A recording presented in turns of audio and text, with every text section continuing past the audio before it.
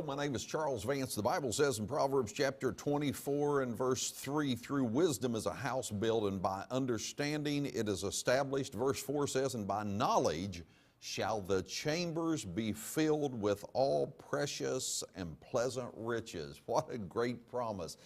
Hey, I'm along with Terry Sacka today, and you're watching The Wealth Transfer. Terry, good to see you today. Good evening, Charles. Good evening. Welcome to The Wealth Transfer, everyone. Today we're going to talk about a kind of a confusing word. It's called derivative. Most people really just don't understand, which I get it. Even professionals a lot of times don't even know what that really means. So we're going to try to give a real simple version of what a derivative is to help people understand, but why a derivative is so important. Because the future in the hundreds of trillions of derivatives that are out there is on the balance of implosion with just the smallest hiccup. In 2008, I believe, was just the beginning. What's coming is going to be far more impacting. So what is a derivative? Well, if we were to try to look at it from a proper sense of definition, I was trying to figure out how to best explain it. So let me give it this way. This is kind of right out of Wikipedia. I'm just trying to give it I don't know how to put it in words that can be easily understood, but a derivative is a financial instrument. Now, the banks, governments, hedge funds, Wall Street, all of them are creating, and the word creating is very important, they're creating these things. It derives its value from the value of any underlying entity. So it can either be something like an asset, an interest rate, an index, stuff that's not even real, right? Some of them are assets, but even those, interest rates, they sell these derivatives based on an interest rate. That's just crazy stuff. It has no intrinsic value. In itself, a derivative transaction includes a variety of financial contracts, structured debt obligations, deposits from the bank, swaps, futures, cash, forwarding, contracting. And now what that really means is a lot of derivatives, they are making packaging like a stock or a bond kind of thing together and say, this is going to be made up of interest rates. I will give you an insurance policy like against something collapsing. I will give you an insurance policy that this bank is not going to collapse. But these instruments are tied to the bonds of the countries. No, are you talking about bonds like the Yes. U.S. government selling bonds and yes. China and Japan and those people selling bonds? Here's the best example of a derivative, and it's not going to be exact. Yeah, it is. This is a derivative. Best example that everybody can relate to. Housing. The housing collapse. Commercial banks got into housing mortgages, and now we should never have allowed any of that, but they did. Commercial banks got into housing. Once they did, they realized, I don't want to wait 30 years for my money. So what they did is they took loans in a certain group. Like they'd say, we'll take 75% really high quality credit score loans, 10% medium quality score loans, 10% subprime loans. You probably heard that statement. People with lower credit and riskier borrowers. And we'll package it up in one box, sell it off as derivative A to Wall Street.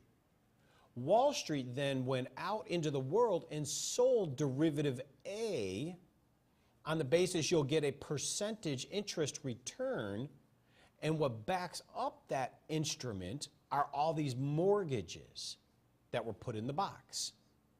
Problem is they made a lot of boxes.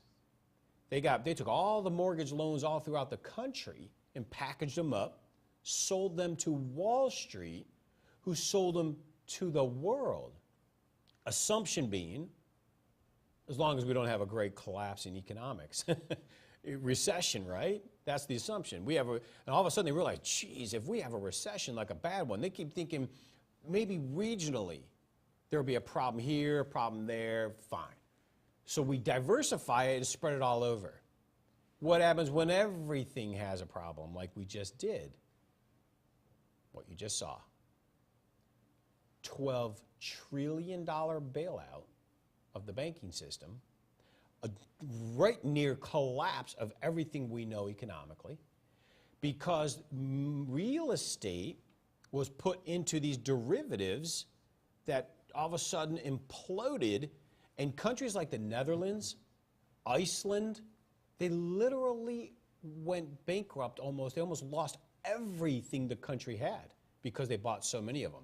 Because American real estate was always so strong. So the countries bought them through the international stock exchange. Countries did, money managers did, pension fund money managers. So there could have been stuff like even in people's retirements that were derivatives. Oh, there absolutely was. So is that normal? Yes. That retirement funds have derivatives in them? Yes. So they package all of this stuff together, and part of that being derivatives and different stocks of different things. Yeah, and you're right. And now this particular one I explained was derivative of mortgages on houses, but they have that for everything. Did they actually call it that, derivative of housing? Yeah, they would. They would. Well, they would. Whatever they called it, it would be. They would give you a list of what's inside it. Okay. But you'd be amazed what's inside it. They did it for the bonds. Like a government issues $50 billion in bonds, they call it derivative A. And people buy chunks of that derivative. Oh, it's backed up by the government bonds. It's safe. So all it is government bonds. Well, that particular one, yes. Yeah. And they're, oh, don't worry, it's government bonds. It's safe. Ask that to Greece. Ask it to Cyprus. Cyprus got half their money taken out of the banks, right? So these derivatives are extremely dangerous. Now, why they're dangerous is because there's hundreds of trillions of dollars in derivatives circling this earth. Fake on top of fake, buying fake, blowing smoke to buy fake. So you could actually you could create a derivative. I mean, I couldn't do it, or you couldn't do it probably. Right? No, I can't. Who can do them?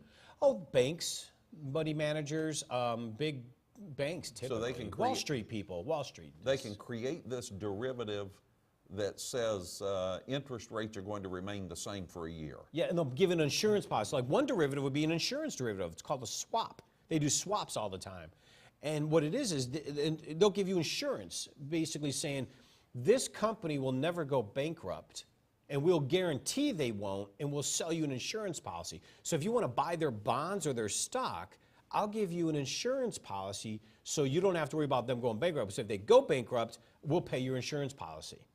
So the insurance policy is part of the derivative. It's one of the derivatives, yes. Wow. Now, here's the thing. I'm going to read an example. This is the fallacy of a derivative, because what we saw, if we have a collapse in one area, I'm telling you, we're so interconnected that one is going to unravel everything. And watch out, America. I've been saying this for the last 2 or 3 weeks. It's probably because I've been watching a show called American Greed. Yeah. Have you seen the show? I can't believe and it. There's so many Ponzi schemes on there. And the Ponzi scheme is named after a guy, I can't remember what his first name was, but his last name was Ponzi. And he came up with this idea that he would get several people to give him money, and he was going to tell them that he was going to invest it in something, but actually he used the money himself. And he would get new investors when the old investors thought they were supposed to get part of their investment back. Yeah. And he would just keep feeding off of new investors to the old investors. And he was living on this amount of money all of this time and living wealthy. Who was the guy that they just put in jail? The older guy, Mayhaw. Yeah. And there's tons of these guys that do millions and hundreds of millions of dollars. The definition is if you take $1 from someone to do a function or to buy something, you have to do that. If I take $1 from you because you want me to give you an ice cream cone, if I give you a piece of steak or take that money and go buy something with it, then I just violated against the law. Yeah, that's why I like, for people that have IRAs and such, when they go into a precious metals IRA to get protected and preserve their wealth for the future, the nice part is you buy and own something. You're not relying on third-party people to perform. You're not relying on